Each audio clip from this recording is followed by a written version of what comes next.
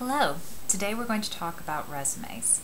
Now, as always, resumes are still purported to gain your audience's attention, highlight your credentials, and set up an interview, the topics that you would discuss during the interview.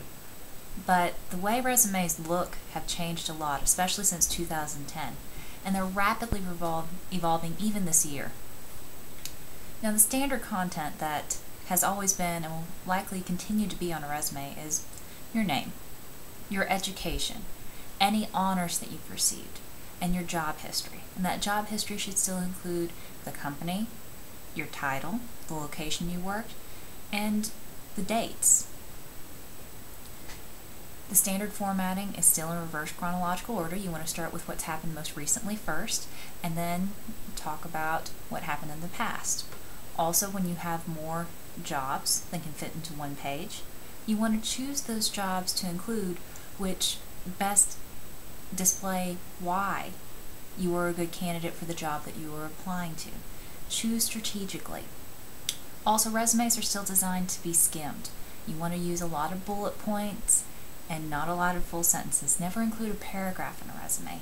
Things like the objective statement isn't even common anymore because it's too dense. You want it to be very, very visual and skimmable. And some of the more modern content that you might see on a resume. Languages. It's very common for applicants to speak multiple languages now. You want to make sure that if you have any additional language skills, that you include that in your resume. The global workforce has laid out this expectation that we are ready for intercultural communication at work. So it's very important that we display those strengths when we have them. Second, technical skills. Everyone is expected to have a technical skills section, and this can be as simple as talking about you're familiar with Microsoft Office. It could be talking about you're familiar with Mac versus PC platforms. It could talk about the smartphone platforms. Nonetheless, having a technical skills section is something that automated searchers now look for in resumes, and those resumes which do not include a technical skills section are often thrown out from consideration before a human being even gets to look at the material. Also, your volunteer work. Companies are pushing more and more towards their employees being engaged in the community. You want to make sure that you show your own involvement. And finally, a digital resume. No longer is it enough to just have that paper resume that you submit for an initial scanning, which will probably not be seen by a person but rather than a machine. Now you need to also make sure that your paper resume, that one-page document, has a link to an online digital resume. And in your digital resume, you can be as detailed as you want.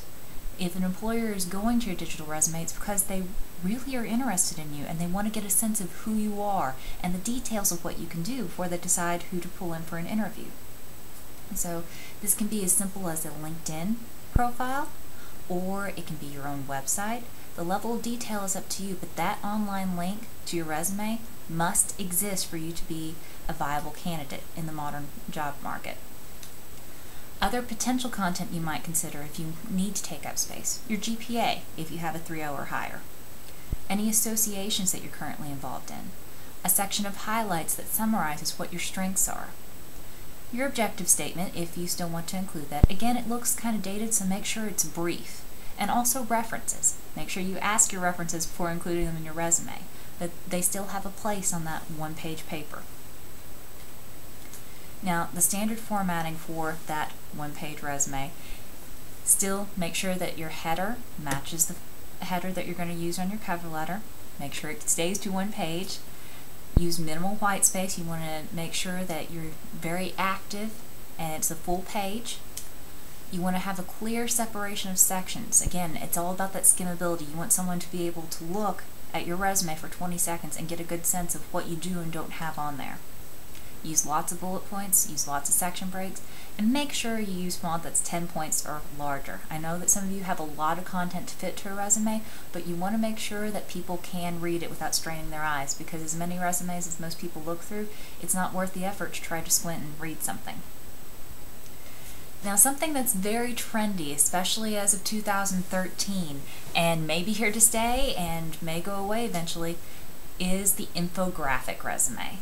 Yes, infographics are a presentation of data. It's a summary, an interactive visual way of saying this is who I am. There are a number of great free applications that you can use that will create infographics for you if you don't have a computer graphics background. In your PowerPoint, I've included an infographic that I made in less than 2 minutes using an app called Visualize Me. Visualize Me is free. You log into Visualize Me with a username and password, and you give the username and password of your LinkedIn account, which can be your digital resume. And then Visualize Me will take all that information off of your LinkedIn account and create an infographic off of it. Now, you have to make sure that you have a lot of endorsements and a well-developed LinkedIn for it to work very well. My LinkedIn account is relatively new, and as such, not a lot of my skills have been well endorsed or been posted for very many years. So a paper resume would be a stronger way to go than a infographics resume based off this app. But it's pretty, and it shows you what you can do. So just food for thought. There's an example of a really great paper resume that is skimmable and has all the right content, including the link to the online resume in your PowerPoint. Please check these things out. Bye.